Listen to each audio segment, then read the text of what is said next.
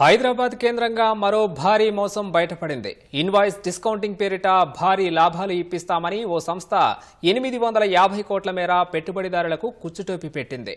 దేశవ్యాప్తంగా 1700 కోట్లు సేకరించి అకస్మాత్తుగా బోర్డు తిప్పేయడంతో 6979 మంది దగాపడ్డారు.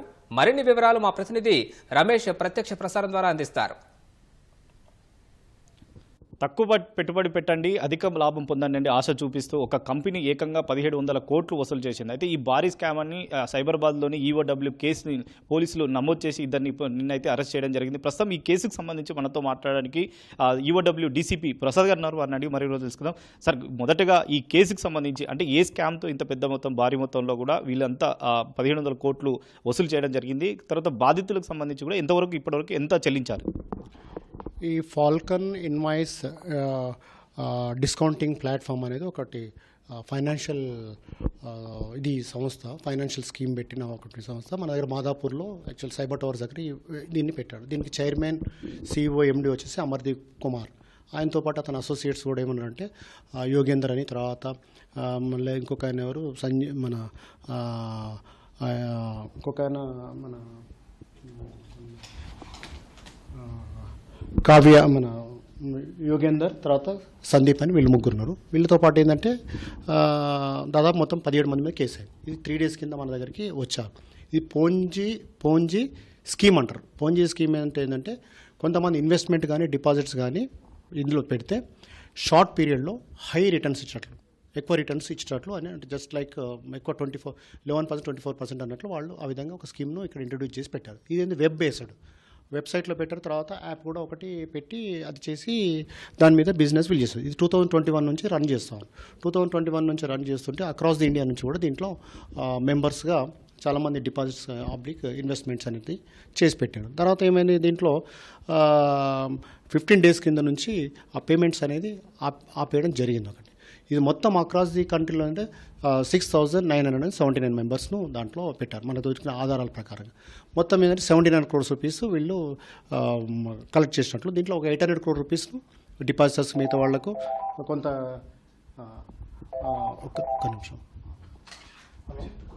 ప్రస్తుతం అంటే ఈ ఇన్వాయిస్కి సంబంధించి కూడా నకిలీ ఇన్వాయిస్ని ఫేక్ ఇన్వాయిస్తో కూడా వీళ్ళు పెట్టుబడులు పెట్టించినట్లు, అంటే వివిధ కంపెనీలకు సంబంధించి కూడా అంటే క్రిప్టో కరెన్సీ రూపంలో కూడా ఎక్కువ మొత్తంలో పెట్టుబడులు పెట్టించినట్లు కూడా మీ దర్యాప్తులో వెలుగులో వచ్చింది సార్?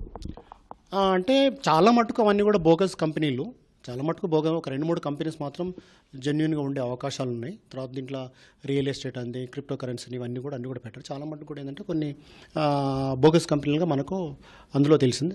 ఇంకా ఆ కంపెనీస్ యొక్క పూర్వాపరాలు, తర్వాత దాంట్లో ఇన్డెప్త్గా కూడా మనం తీసుకుని బ్యాంక్స్ రాసి అసలు ఫస్ట్ ఆఫ్ ఆల్ ఏంటంటే వీళ్ళు ఒక 800 crores ఏమో వాళ్లకు రిటర్న్స్ చేశారు ఫస్ట్ బిగినింగ్లో. తర్వాత 800 crores ఫ్రాడ్లెంట్ అమౌంట్గా తేలింది. సో దీంట్లో అస్సలు యాక్చువల్గా ఈ స్కీమ్ పర్పస్ ఏంటంటే ఫస్ట్ ఇన్వెస్ట్మెంట్ పబ్లిక్ డిపాజిట్ కింద ఎవరైతే మెంబర్స్ దాంట్లో జాయిన్ అవుతారో వాళ్ళు డిపాజిట్ చేస్తారు. చేసిన దాన్ని ఏం చేస్తారంటే కొత్తగా వీళ్ళేమో ఎగ్జిస్టింగ్ ఇన్వెస్టర్స్ అవుతుంది, న్యూ ఇన్వెస్టర్తో మళ్ళీ ఆ డబ్బు తీసుకుంటారు. వాళ్ళు అది తీసుకొని ఏం చేస్తుంటే ఈ రిటర్న్స్ పాత వాళ్ళకి ఎవరైతే ఎగ్జిస్టింగ్ ఇన్వెస్టర్స్ ఉంటారో వాళ్ళకు చెల్లిస్తూ ఉంటారు. అట్లా రొటేట్ అవుతూ ఉంటుంది. ఆ విధంగా చేస్తుంటే దాన్ని కొంతమంది వీళ్ళకు క్రియేట్ చేసి చెప్పడానికి, వీళ్ళకు అడ్వర్టైజ్ చేసుకొని ఏం చేస్తారంటే కొన్ని బోగస్ కంపెనీలను వాళ్ళు ఒక 20 కంపెనీల దాకా వాళ్ళు దానిలో చూపించారు. దాంట్లో ఒక 3-4 కంపెనీస్ ఫారిన్లో ఉన్నట్లు, మిగతా ఉన్న చూపిస్తారు. అంటే ఈ పెట్టుబడులు ఏమైతే ఇన్వెస్ట్మెంట్స్ ఉన్నాయో దాని మీద మేము రొటేట్ చేసి మీకు ఎక్కువ రిటర్న్స్ ఒక భ్రమ కల్పిస్తారు వీళ్ళు. ఆ విధంగా కల్పించినట్లు చేసినట్టు ఆ విధంగా చేసి చెప్పిన 800 crores రూపీస్ దాకా దాంట్లో మనకు ఫ్రాడ్లెంట్. దీంట్లో ఒకటి వెబ్ బేస్డ్ ఒక యాప్ డెవలప్ చేశారు, దాని మీద చేశారు. తర్వాత వాళ్ళు బాండ్ కూడా యాప్ ద్వారానే వాళ్ళకు రిటర్న్ చేస్తారు. సో దీని మీద అంటే మనకు దగ్గర ఈ 3 days కింద ఒక 3 క్రిమినల్ కేసెస్ రిజిస్టర్ చేయడం జరిగింది.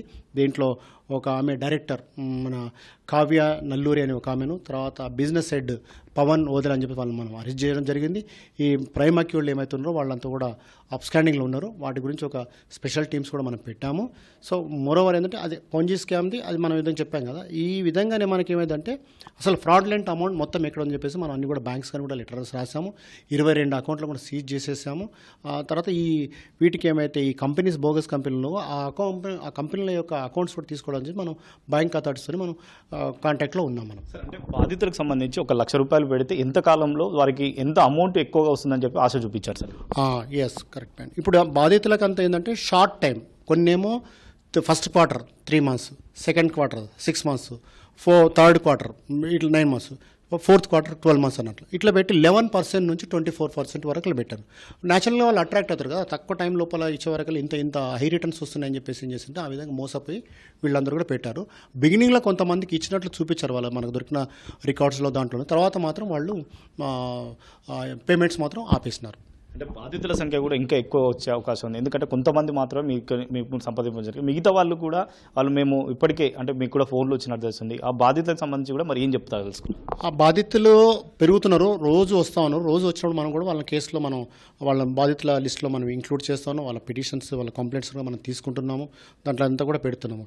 బాధితులందరికీ కూడా ఏంటంటే విక్టిమ్స్కు, పబ్లిక్ మనం అప్పీల్ చేయడం ఏంటంటే ఇట్లా తక్కువ కాలంలో షార్ట్ టైం లోపల హై రిటర్న్స్ వస్తాయని చెప్పేసి పెట్టడం మాత్రం డెఫినెట్గా మోసపడతారు. అట్లాంటి స్కీమ్లను మీరు పోంజీ స్కీమ్లు అది బికమ్ ఏ స్కామ్ అయిపోద్ది. అది పోంజీ స్కీమ్ యాజ్ బికమ్ ఆ పోంజీ స్కామ్ అవుతుంది. కాబట్టి మనం ఒకటే రిక్వెస్ట్, 80% కూడా వాళ్ళు అంత షార్ట్ టైంలో హై రిటర్న్స్ ఇచ్చే ఛాన్సెస్ చాలా తక్కువ. అంటే దీంట్లో ప్రధాన నిందితుడిగా ఉన్న ఆ కంపెనీకి సంబంధించి ఫల్కాన్ సంబంధించి చైర్మన్ ఎవరైతే ఉన్నారో అతను పరోల్లో ఉన్నట్టు అతనికి లుకౌట్ నోటీసులకు సంబంధించి ఏమైనా జారీ చేశారు? ఎస్, లుకౌట్ నోటీసులని కూడా ఆ ముగ్గురు మనం ప్రైమ్ అక్యూల్గా మనం ఏమైతే ఇచ్చేస్తున్నాం ఆ ముగ్గురు కూడా లుకౌట్ నోటీసులు పెట్టాము. తర్వాత వాళ్ళ ట్రావెల్ డీటెయిల్స్ కూడా మనం లెటర్స్ పెట్టాము. వాటి గురించి ట్రావెల్ డీటెయిల్స్ ఆర్ అవైటెడ్. అవి వస్తే మనకి ఎక్కడ ఎగ్జాక్ట్ లొకేషన్ ఎక్కడ దాంతోపాటు కదంటే ఒక 3 స్పెషల్ టీంలు, ఒక డిఎస్పీ గారు, ఒక సిఐ గారు, తర్వాత మిగతా వాళ్ళతో ఎస్ఐస్తోని ఒక 3 స్పెషల్ టీమ్స్ పెట్టి దాని మీద అరెస్ట్ కోసం పెడతా ఉన్నాం. కాబట్టి డెఫినెట్గా వాళ్ళు అరెస్ట్ అయ్యేందుకు మనం అన్ని విధాలు అన్ని ఎఫర్ట్స్ మనం కంటిన్యూ చేస్తూ ఉన్నాం. అంటే ఎక్కడెక్కడ బ్రాంచీలు వీళ్ళు ఏర్పాటు చేసుకొని ఎక్కడెక్కడ వీళ్ళు మొత్తం 1,500 కోట్లకు సంబంధించి ఎక్కడెక్కడ వసూలు చేశారు సార్? 1,700 కోట్లు అక్రాస్ ది కంట్రీ నుంచి వాళ్ళు వసూలు చేశారు. బ్రాంచ్లు అయితే ఇప్పటివరకు మనకు తెలియదు, ఇంకా ముందు తెలుసు, దాన్ని కూడా మనం ఫైండ్ అవుట్ చేయబోతున్నాము. ఇప్పటికైతే బ్రాంచ్లు తెలియదు. మన మాదాపూర్లో హెడ్ క్వార్టర్ పెట్టారు వాళ్ళు. They are from Bihar. ఈ ముగ్గురు కూడా ఏమవుతుంటే బీహార్ నుంచి వచ్చారు. సో అందుకని ఇంకా బ్రాంచెస్ మాత్రం ఎక్కడ ఉండదు. కొందరు అంటారు దుబాయ్ బేస్డ్ అంటుండ్రు, ఇవన్నీ అంటారు, వాళ్ళు విక్టిమ్స్ అంటుండ్రు. వాళ్ళతో ఇంకా కొన్ని మన ఇన్ఫర్మేషన్స్ చూస్తున్నాం. ఇప్పటివరకు అయితే మన బ్రాంచెస్ ఇంకా ఇండియాలో ఎక్కడ అక్రాస్ ద ఇండియాలో మన మాదాపూర్లోనే ఇక్కడనే గచ్చిబౌలిలో పెట్టారు. అంటే ఇంకా ఎంతమంది దీంట్లో నిందితులు ఉండే అవకాశం ఉంది సార్? ఇప్పటి వరకు అయితే మనకు 17 మెంబర్స్ మీద మనం ఎఫ్ఐఆర్ చేయడం జరిగింది. కొంతమంది ఇంకా అరెస్ట్ చేసిన మెయిన్ ప్రైమ్ అక్యూల్ దొరికితే వాళ్ళ కన్ఫెషన్ల ఆధారంగా ఇంకా పెరిగే ఛాన్సెస్ ఉన్నప్పుడు డెఫినెట్గా అందరినీ కూడా ఇన్వాల్వ్మెంట్ చేయిస్తాం. ఓకే సార్, ఇది మొత్తం మీద తక్కువ పెట్టుబడిలో ఎక్కడైతే ఆశ చూపిస్తారో ఖచ్చితంగా అది మోసపూరితమైన ఆశగా ఉంటుంది. కాబట్టి ఎవరు కూడా ప్రజలు అతి ఆశకు వెళ్ళి తర్వాత తక్కువ కాలంలో కూడా ఎక్కువ డబ్బు వస్తుందని చెప్పి పెట్టుబడులు పెట్టకుండా ఉండాలని చెప్పి కూడా జాగ్రత్త పడాలని చెప్పి కూడా ప్రస్తుతం UOW డీసీపీ ప్రసాద్ గారు అయితే చెప్తున్న పరిస్థితి అయితే ఉంది. O2 studio.